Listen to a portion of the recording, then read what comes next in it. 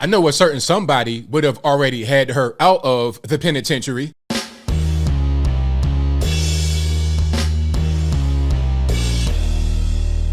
How's everybody doing? My name is Anthony Brian Logan, and today we got to talk about Brittney Griner's Russian prison sentence appeal being denied. And this is a really big story, a really hot button issue. I know I'm a little bit late on it, but it is what it is. It's still pretty hot right now because of the political implications. People are saying that she's in prison because of the Russia-Ukraine war. She's a political prisoner, all types of crazy things. There's also a weed protest happening, I think right now as I speak, out there in DC, and Brittney Griner's honor. There's all kind of things going on. But before we get to all of that, let's back up a little bit to give you a refresher on how we've gotten right here today. Now, Brittney Griner is a WNBA basketball player. I'm not a big fan of this sport, but what I do know is that they'll make a lot of money over there. They're getting like regular normie salaries. So to supplement their income, they play overseas in the off season. A lot of girls go to Russia, some go to Italy, Israel, somewhere else in Europe. Yeah, they go all over the world to play basketball there. And a lot of times they get paid more overseas because, hey, you got an American and you are some, random country. That looks good. It doesn't matter if you have an NBA player or a WNBA player, you're going to get a lot of attention based on that. So she goes to Russia to play basketball in the offseason to get more money. Now, her mistake was bringing weed in the airport to Russia. Now, y'all please correct me if I'm wrong, but I think she had quite a few vape cartridges. I'm not sure on the exact number. It could have been 1 or 100. I don't really know. But she had vape cartridges with weed in it. So she had weed and also hash oil. This is very illegal in Russia. It's not legal to use weed or bring it into the country. Recreational purposes, medicinal purposes, it doesn't matter. And Brittney Griner's whole defense was, well, I use it to help with sports injuries.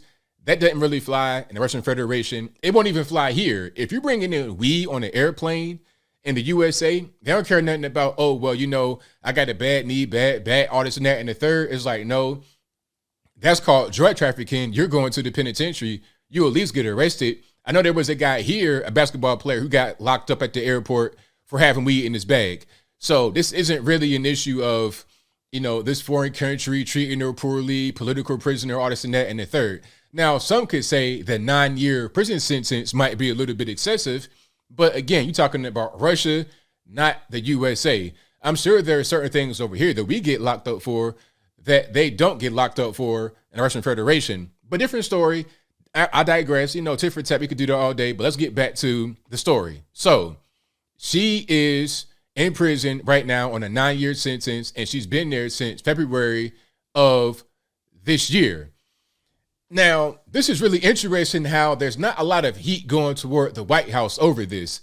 If the other guy, if our main man Trump was in there right now, the heat would be on. Because remember, Trump got a lot of guys out of prison that were locked up overseas. You had the rapper A$AP Rocky, who was married to Rihanna. Well, not married, got a child with her. But anyway, I digress. He was locked up in Sweden for fighting, and Trump got him out. And there was an article that got released recently, like this year.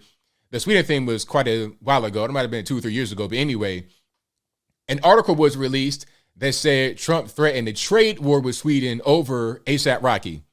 And then there was a case of, I think it was LiAngelo Ball, one of the Ball brothers. I think it was LiAngelo Ball when he played for UCLA. UCLA, they were over in China for a tournament or something. And this guy decides to go shoplifting in the mall. He gets locked up, put on house arrest in the hotel, and Trump had to pull a few strings to get him out. And I remember people trying to downplay it, talking about, Trump didn't do nothing. He was just, he might have made a phone call, but it don't really matter, all this and that and the third. They were still trying to criticize him, although he got them out of the penitentiary, out of the house arrest, out of trouble in Sweden and China, etc. Right? But now that you got Brittney Griner over in the Russian prison for the past, 9 months, 10 months, she's been there just sitting, kind of languishing, like, okay, are they going to forget about me? What's going on? There's no heat going toward the White House. More than anything, it's about heat going toward Russia because of the whole Ukraine thing. Oh, Putin, he invaded Ukraine. He hates people's rights. That's why Brittney Griner's locked up. It's like, excuse me, they have laws. Now, if you could be non-American let's say you're a Russian citizen and you go to the airport with weed in your bag and get off with nothing, and it wouldn't be, it's a slap on the wrist at best. Maybe you have an issue. Maybe you have a point there. But you can't just say because she got locked up overseas for bringing weed to the airport that it's somehow a problem. I mean, if you bring weed to the airport here, you're going to get locked up. Now, when you get a 9-year sentence, maybe not, but you're definitely going to go to the penitentiary. It don't matter. You can say, oh, it's for medicinal purposes, my neck and my back. I got sports injuries. I got a bad knee. I got a bad shoulder, a bad kidney bone, hump bone, leg bone, all this and that and the third. You could say that all you want to. However, it doesn't really matter. The law is a law. You got weed in your bag. They're going to bring that canine in there. He can be barking his head off, and then he's going to point to it with his paw, and you're getting locked up. That's going to be the same way here as it is over there. The difference would be the length of the sentence. Now, I don't know if that sentence would get reduced. Like I said, there was an appeal of the sentence that got denied. All they did was give her time served. So the time that she's been in this lockup, waiting on the trial, in custody, that's going to apply to the 9-year sentence that they gave her. That's all they're going to do. They're not going to give her any time off. Now, they might let her out if they did a prisoner swap. Okay, this was a thing that has been talked about quite a bit. And I think the prisoner they're trying to give up might be a little bit too valuable. You're talking about a terrorist. Like this guy they're trying to give back to Russian Federation for Brittney Griner. Another guy, I think his name was Paul Whelan. If I'm wrong about that, let me know in the comments below. I don't want to get his name wrong. But there's another guy's over there. They said he was a spy. He's been over there for like 4 years or something like that. But anyway, they want to do a package deal for Brittney Griner, the other guy, for this Russian terrorist. This guy was selling arms to third world nations. You're talking about a video game villain, like a real life video game villain. They want to trade for Brittney Griner.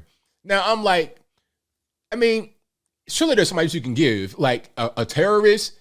Is there nobody else on the Russian prisoner list in America that we could exchange? Okay, maybe somebody came over here and they were driving drunk and hit somebody and they didn't die. Okay, maybe they just gave them like they brought the arm or something like that, and they're getting a short sentence. Can we just exchange them for Brittney Griner? No, we gotta give a terrorist a threat to global security. We gotta give that guy up for Brittney Griner. That's not really a very fair exchange, but that's what they're talking about right now. They asked Biden about it. He's talking about, well, we're trying to get her back, but we're not getting much traction. We're not really doing very well.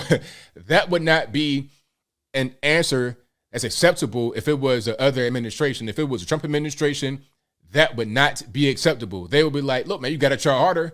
How about that? Try harder and get her done. I ain't trying to hear this, well, we tried, but it didn't work out. Nah, sir, let's go ahead and get it done. If you can't get it done, say that. Just say that. Don't be like, well, nah, let's go ahead and just keep moving forward. That's what I would say. But anyway, I digress. The point here is that the sentence has been upheld, the appeal has been denied, and I think she won't come home until they do the prisoner swap because that was already suggested. Think about it like this. Before the appeal actually went through the court system in Russia, they were already talking about it. They were already saying, hey, all right, we'll give you X, Y, and Z for X, Y, and Z. So at that point, I'm like, all right, I'm going to just hold out for that. What's the point in me vacating their sentence when I could get a terrorist back, when I could get one of my top guys in the military back for her? Basketball player and this dude that might be a spy that's not even really a spy, some normie engineer dude or whatever. All right, you can take them. Let's get the terrorists back. I'm going to hold on to that dude you already proposed. As I close, I want to say this. I think the Biden administration does not do negotiation very well. This dude, Anthony Blinken, I don't know what he's on. He's still even there in the administration. Biden himself, he doesn't know what's going on. He almost fell off the stage today. He had to get saved by Kamala Harris, talking about, hey, don't go too far now, Uncle Joe. Stay right here. You're about to fall off the edge of the stage and bust your head open. Let's not have that happen. Okay? He doesn't know what's going on. Kamala doesn't know what's going on. Anthony Blinken is soft as tissue paper. So the initial deal that was put out there, the terrorists, Brittney Griner and Paul Whelan, let's do that. We're not going to vacate the sentence. We're not going to shorten the sentence. We're going to do what we're going to do. And you can't really do anything to stop it. And if you refuse the deal, it'll look bad on you. It'll look bad on you politically because now they're going to say, well, hey, you refuse to get her out of jail. Meanwhile, Trump wouldn't have done that. Trump would have got her out. Somebody else would have got her out. So it looks bad on you, the whole party, and it's an embarrassing thing for the entire country. So they're going to play that, and you'll see that deal eventually happen. and it probably won't be anything else, unfortunately. But I think I'll leave that right there for now. And what say you? How do you feel about Brittney Griner's prison sentence being upheld? Is it the right thing to do, wrong thing to do? Whatever your thoughts are, let me know in the comments below. You guys pretty much know where I'm at. This is predictable, really. I mean, I thought this would happen because at the end of the day, you're dealing with the Russian Federation. You already gave him a deal. You already proposed something. You can't renege on it now. Go ahead and follow through. Go ahead and follow through. Figure out how you're going to go about it. And that's going to be that. It's unfortunate, but it is what it is when you're dealing with this ridiculously inept Biden administration. But whatever your thoughts are, please let me know in the comments below. And that's all I got to say for this video. If you like what you heard, please comment, rate, share, and subscribe. Peace.